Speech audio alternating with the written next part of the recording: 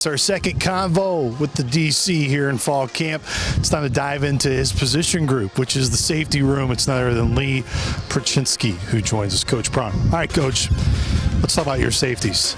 What's been a really uplifting thing through camp? What have you liked about that room this fall camp? Honestly, it's been really fun just to watch the guys come together as a group. We got a group that when you get in there, there's 10 guys and myself, so 11 of us in that room, and there's a deep bond. On, off the field, in the cafeteria, meeting room, locker room.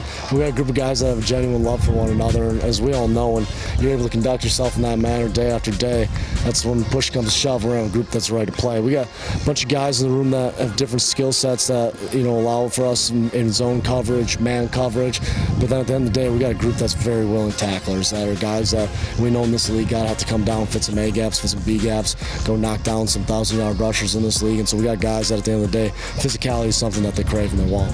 What's the absolute biggest demand, a non-negotiable, that whoever is on the field in these positions for you, it's a non-negotiable? This is what you have to see every snap, what you demand. Violent communication.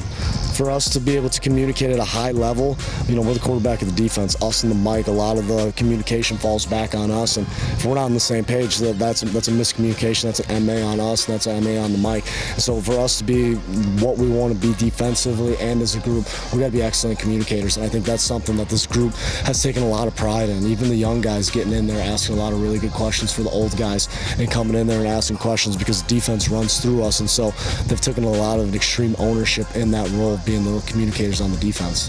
Vinny, what's it mean to be one of the leaders of this group, and how would you describe how fall camp has been for you guys in the safeties room? It's great. It's great taking on a role, coming from guys that been here before, that's been leading on me, Cap, Avo, and them guys. So just taking on that role is great, and fall camp's been great right now, whole bunch of guys working, we all come to compete every day, so it's great, man, it's great. Where have you grown the most during your time here as a Saluki, where now you're like, hey, this is the best version of Vinny Pierre? I'd say communication-wise. Communication is a big thing, for this group. Before when I came in, I was a young buck, so it was kind of new to me, the communication stuff. But now it's clicking now. Like everything, emotion, anything. It's just communication. It's just reactive now. Coach Prawn talks about constantly violent communication. How essential is that you try to embody each day, and what do you try to do to embody that each and every day? It's just really just coming out with energy and stuff, because energy it bring everybody up, it bring the best out of people. So even in the film room, you gotta meet with the guys, go over stuff you miss, So it's just really getting in the film room, getting with the guys, communicating, then we come out, then walkthroughs, we go over everything again. So it's really just a routine thing for us. Jagger, so many have talked very highly of you and what you've brought to the safeties room. Why SIU for you? What stood out about this program and a reason why you wanted to transfer here? Really the biggest thing was just the opportunity to play. The biggest thing for me when I hit the portal was not to go Power 5 or a bigger school just for the name. The biggest thing for me was to play and be productive. And Coach Hill and Coach Prawn, they had a great pitch for me. They did a great job recruiting me, and it just felt like home on my visit. You talk about Coach Prawn. How has he brought out the best in you since you've been here? Yeah, Coach Prawn, man, he knows ball. He's allowed me to even become more smarter, regardless of my experience. I've continued to learn, and I've continued to grow and develop under Prawn. Prawn is one of those coaches where you feel good to reach out to him and talk to him about things, and you can feel like you can talk to him whenever you need to talk to him. So Prawn has done a great job in the safety room as far as really teaching and really allowing us to understand his defense and how he wants us to play it. All right, Woody, how would you describe your fall camp?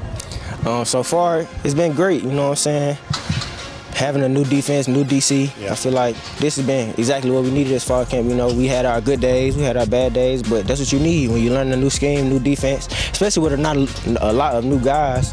It's like you gotta mess up.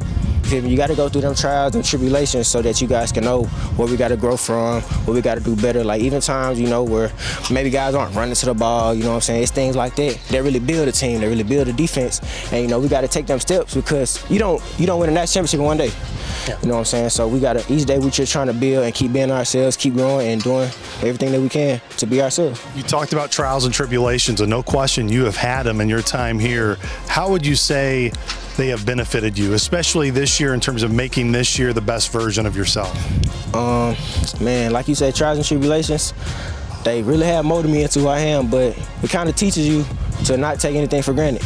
You know, so every day out here in practice, I try to come out here and give it my all, even though some days I may be hurting or some days I may be tired, but I kind of use that as fuel. Like, you know, my mom, for example, like I know she went through a lot of things. I know she went through trials and tribulations, but every day, you know, she wake up, she giving it her all, her best. So I know I got to come out here and do the same thing, and I try to use that as like a vision for the younger guys. You know what I'm saying? So they can know, feel me? Every day, they, even though they young, they may be tired, they may be this, anything may be happening in their lives. But when you come out here, you got to give it your all. You got to give it your all for the program and do it for the guy next to you.